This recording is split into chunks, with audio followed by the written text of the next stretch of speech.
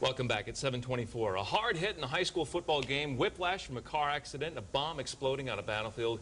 These can all lead to traumatic brain injuries. People with TBIs, as they're called, have been misdiagnosed or treated with medications that aggravate their condition for years.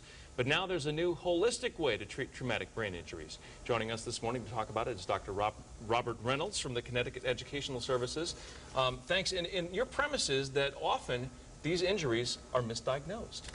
Yes, because they often present as depression or fatigue or low energy, confusion. Sometimes it's even misdiagnosed as attention deficit disorder, when in fact a person has suffered a brain injury. Sometimes they don't even know it themselves, but they know that their experience of life is different. Okay, so you're experiencing these conditions that seem to mimic depression. So the natural response for many practitioners is to prescribe an antidepressant, right? That's right. That's right. And what happens?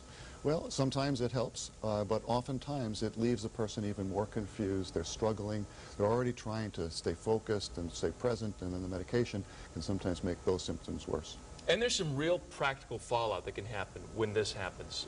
When you're misdiagnosed, mistreated, things start to maybe fall apart in your personal life, right? Well, they do, because you're really having a hard time conducting your life. The parts of the brain that typically help us to do that are the ones most affected.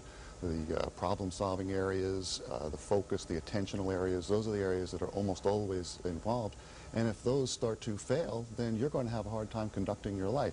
It starts to play itself out on the job, in the job scene, also at home.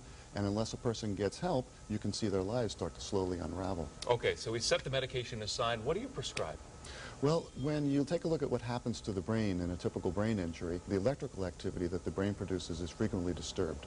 If we can return those patterns of electrical activity to a more normal, sort of predictable pattern, then you'll start to see these functions come back online. And we do that using computer technologies in which we actually teach the person how to restore those brain patterns. And you're talking about mostly executive function, right? The frontal lobe? That's right, the frontal lobes. Those are the parts that help us to conduct our lives, and frequently that's where the energy of the electrical activity has been displaced. And how does this work without medicine? Well, we actually first take a brain map, which is a picture of the electrical activity, to see what's gone on and where it's disturbed, and then we put electrodes on those areas while the person is watching, let's say, a video game. And when the electrodes detect that the brain is producing the correct patterns underneath it, the games will take off. But as soon as the electrode picks up that the brain is offline again, the electrical activity is not proper, it'll slow down the game, sometimes even stop the game, until the person once again produces the correct pattern. And once they've learned to do this over time, it's like learning to ride a bike. You never forget it. So this is a form... It's the same principles at work. I've seen some stories about treating attention deficit hyperactivity disorder in this way or maybe a similar way. Is this what this is based upon, or are they doing the same thing with that? Yes, in fact, I was on your station last year. I was going to talk to you about that. Well, I must have seen the story on Channel 8. Imagine that. I couldn't remember where I've seen it, but it's the same concept, right? It's the same concept. The strategies are slightly different, but it's the same sort of process. And I would imagine that there's all sorts of interest in this in terms, especially military. I mean, you know, there's so many soldiers that suffer traumatic brain injuries on the battlefield. It's true, and I'm sad to say that that's the case, but the good news about that is that it's heightened our awareness of traumatic brain injury in other populations.